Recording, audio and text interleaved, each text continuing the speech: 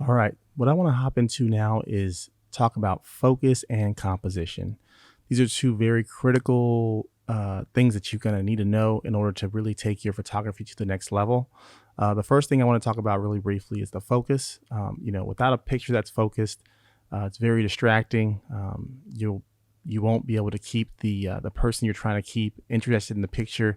It looks a little sloppy, and ultimately we all want those crisp photos. So that's the first thing. When you're starting out, you might want to just stick in all auto mode. That's what a lot of people want to do because the camera is going to be able to find that focus for you. And there's nothing wrong with that when you first start. Just for you, so you guys who don't know, when you hold the camera button down halfway, that tells the camera that you're trying to focus. When you hold it down the entire way, that's when it takes the photo. So just take that into consideration and just always remember focus is key. Get some practice, have it on set on auto to start with, then move to like something like aperture priority, and then ultimately manual mode. But ultimately, I want you guys to remember that focus is critically important when you're taking your photos. Now, once you get your critical focus down and you want to move into some things like composition, this is the part where I'm going to talk to you guys about. I'm going to talk to you guys about three different critical things that I think is a good way to start off with understanding how you take photos that look good, right? Good is subjective, but everybody kind of has this idea of what looks good. So to begin with, we're going to hop on in. I'm going to show you some different things, starting off with the first one called the rule of thirds. So as you can see here, with the rule of thirds, what you want to do is you want the image to be lined up with the 1/3 mark on the photo. So on this kind of tic-tac-toe looking image, this is how you do the rule of thirds. You use this kind of layout here. You can see that on the right side, I have the mountains, which are lined up on the actual image. And what that does is it offers this high level of kind of contrast with the rest of the image. You'll see that it acts as a level of friction, if you will. And what it also does is it allows you to have a little bit of space that doesn't have to be occupied, but still offers something to the picture. It's almost like dead space that still offers something to the picture. And I'm going to show you guys a couple more examples, such as this one right here. This second one right here is of a lady who is at the pier, right? So she's on the right side of the frame here, and she's smiling. But do you see the open space on the left? The attention is drawn to her, but on the left side, there's open space. There's some stuff that's in the background that's blurry. And if you notice here, since it is a portrait, one of the things that I did here is that I have her at a shallow f-stop, right? Shallow depth of field. So this is probably shot at f2.8. And if you guys can remember anything we learned, is that with that shallow depth of field, it's going to bring things in the background out of focus. It's going to blur that background.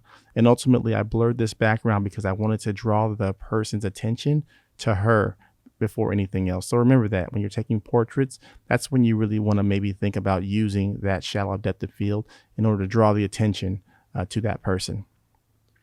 And then here's another one that I wanted to show you guys with the rule of thirds. And this is just of a woman who is speaking at a rally. It was for a Bernie Sanders rally.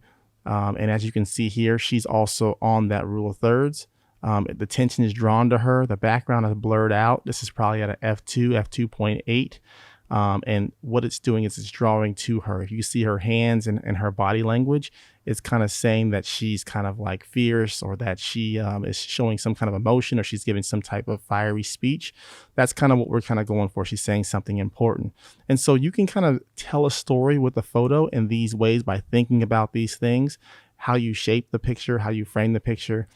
Just remember that when you're doing this. And the rule of thirds is one way that I want you guys to practice on just trying to achieve these pictures. The second thing that I want you guys to think about are something called leading lines. Now, what this does is that you have lines that go in a certain direction, which are going to lead the viewer's eyes to a certain point. So in this one right here, you see that it's really leading you to that right side of the frame.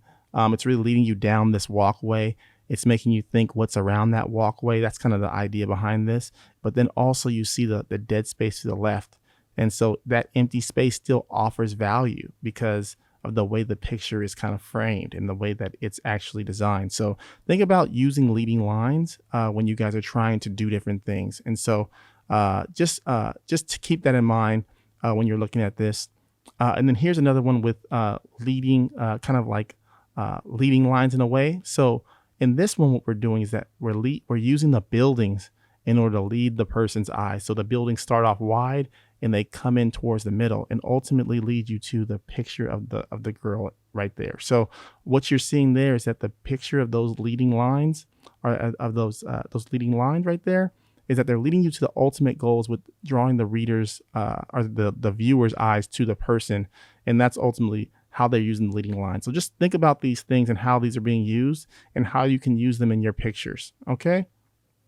And then this one right here is kind of a different one, because you're leading lines, but it's also the third thing I want to talk to you guys about. And this is one that's really important, and it's really easy to start with because you'll see it geometrically within all over everywhere that you go.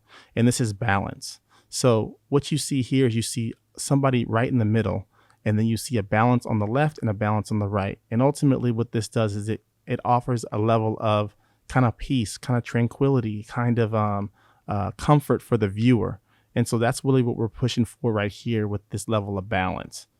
And I'm going to show you guys another example of balance right here. You can see the lines in the road. So you see how that offers that balance. This is what you kind of want to go for. In this picture, it's offering that balance. It's also offering those leading lines to also achieve that balance. So just take a look at that, think about that. And I want you guys to really study those three things specifically. And so what I want you guys to think about is using these three things in order to think about how you're going to frame your pictures, how you're going to compose your pictures. So this is what I want you guys to work on right now. I want you guys to go out. I want you guys to first knock in your focus. Make sure that your pictures are critically focused. I want you to zoom in. I want you to make sure they're tack sharp. Once you get that down, I want you guys to work on using the rule of thirds. Now, some of your cameras actually have a setting where you can put in a rule of thirds where it'll show up on your camera so you can actually see where it is. And that can be helpful if you're just starting out. So start trying to do that with portraits. I think starting off with portraits is really good. So do the rule of thirds, right? That's first. The second one is thinking about balance, right? And the third one is thinking about leading lines. I want you guys to use those three things when you're going out and taking pictures. All right, let's move on to the next thing.